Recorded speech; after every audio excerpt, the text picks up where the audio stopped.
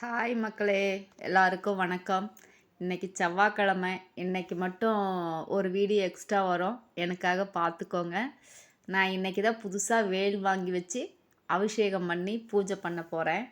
அதனால் பாருங்கள், பால் அபிஷேகம், சந்தனம், திருநீர் மூணையும் நான் அபிஷேகம் பண்ணியிருக்கேன். எனக்கு எனக்கு தெரிஞ்ச வரைக்கும் நான் செய்கிறேங்க. எனக்கு இவ்வளோதான் தெரியும். நான் ஃபஸ்ட் டைமு. நான் சும்மா எல்லாம் வீடியோவில் பார்த்து கற்றுக்கினது தான்.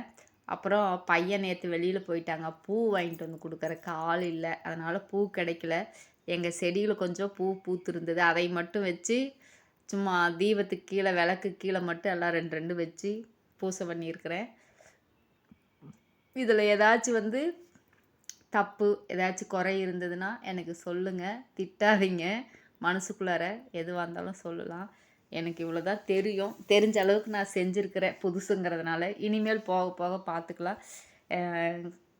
அது அபிஷேகம் பண்ணும்போது கையே எனக்கு நடுக்கம் கொடுக்குதுங்க, நான் புதுசாக செய்கிறதுனால. நான் கொஞ்சம் ரொம்ப மென்மையாக தான் இருப்பேன், ஹார்டாக கூட பேச மாட்டேன். அது அது ஒரு மாதிரி எனக்கு.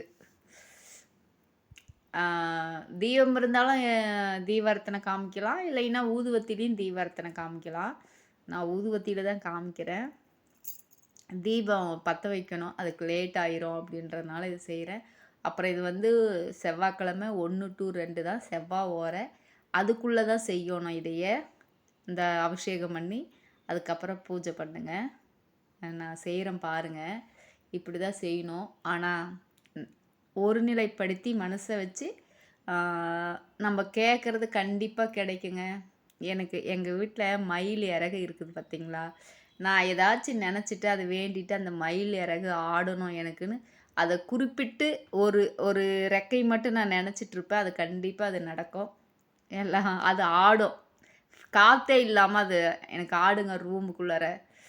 இங்கே வெளிச்சமே கொஞ்சம் இருட்டாக கொஞ்சம் கம்மியாக தான் இருக்கும் பார்த்தீங்களா வெளிச்சம். அது ஏன்னு கேட்டால், அதுக்கு ஜன்னல் கிணல்லாம் எதுவுமே கிடையாது. சாமி ரூமுக்குள்ளே அதெல்லாம் வைக்கக்கூடாது. அதனால் பாருங்கள், இதுதான் வெத்தலை தீபம் போட்டிருக்கேன், விளக்கு வச்சு. வேல் பக்கத்தில் இருக்குங்களா. இன்றைக்கி பிரசாத நெய்வேத்தியம் எதுவும் செய்யலை, அதனால் கல்லையும் சர்க்கரையும் வச்சுருக்கிறேன்.